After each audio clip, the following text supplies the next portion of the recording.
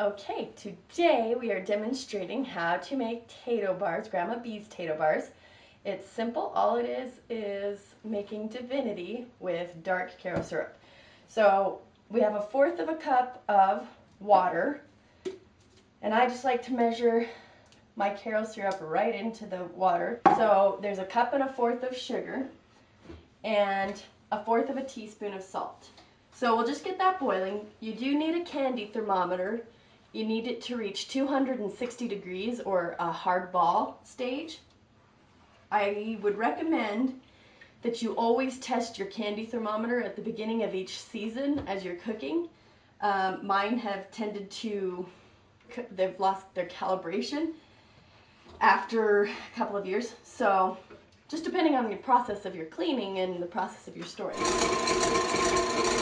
Okay, the next thing you want to do is beat 1 egg white, just the egg white, into a stiff peak. And if you look in there, it's a stiff peak. It's holding its form and it's not falling over. So that's how we want our egg white, our egg white. You can use a stand mixer if you have one. If you only have a hand mixer, you can use that as well. It's easier, it's nicer with the stand mixer, but you can use a hand mixer. If you do not have any kind of a mixer, this won't work. You have to be able to whip it pretty fast. Okay, so it's been boiling for about 5 to 10 minutes, probably 10 minutes now.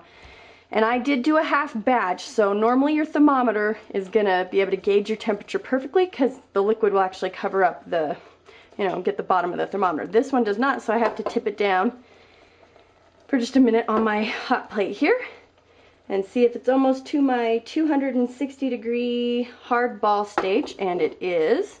So that's done, and I'm now going to pour this very hot liquid over here.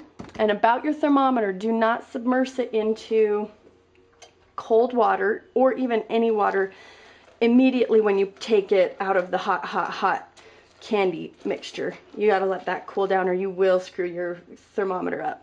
Okay, so get that turned on, and then I'm just going to, and a lot of steam is going to come up. But you just pour it in a slow, steady stream and try to get it right into the middle of the mixture.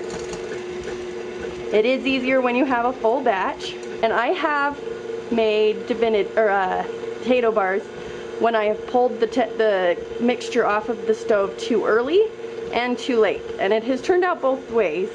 It's just you have a really sticky mess if you pull it off too early, and you have a really hard chalky mess if you pull it off too late.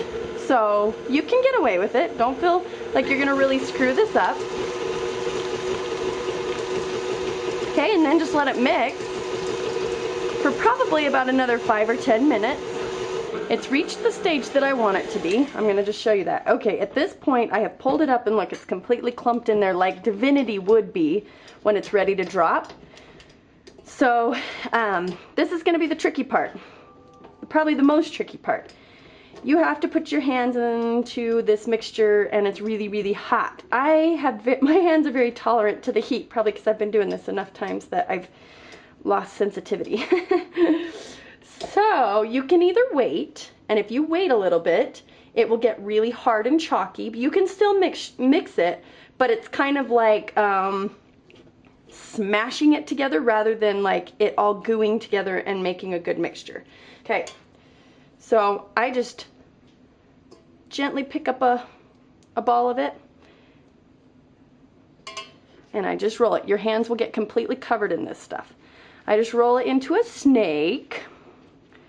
That is 2 of them. So I would break that in half, but for now I'm just gonna drop it like that because it's easy enough to just cut it. You don't want your center to be so thick that biting into it, the chocolate doesn't really, you don't feel like you have too much chocolate to that much center. So you wanna make them kind of thin little snakes. Not too much thinner than that. 1, 2, 3, 4, probably about 4 there. And if you start getting some of this edge stuff, it's gonna, you can see it kind of like breaks up and is more chalky. At the end and around the edges, I always have to start really smushing it together to get it to form into a shape. Okay, the last step I want you to see in there, see how much is like kind of still around the edges? There's no way I'm going to use all of that. So your edges are really hard. And you can squish things together, and when you do, you're kind of get them, you're going to have them kind of be all lumpy like that. And that's okay. You're covering them with chocolate, so it's not a problem. You're going to use half of a bag, a 12-ounce bag of milk chocolate. In a glass bowl on high, I microwaved it for 1 minute. I stirred it, then I put it back in for 30 seconds, stirred it, and it's totally melted with milk chocolate. Semi-sweet takes, for some reason, the chemistry of it, it takes a little longer to melt. You just drop it in the mixture, coat it, and this is why you want them to be kind of small. Not terribly small, but kind of small, is because once the coconut and chocolate get on it, they start getting really fat. So that's all you do, you know, you just drop it in the chocolate, coat it, and then pick it up and kind of tap off that excess chocolate, swipe it on the side of the bowl if you want, and put the coconut over top of it. So that's your Tato Bars. And they're really pretty and they're really delicious.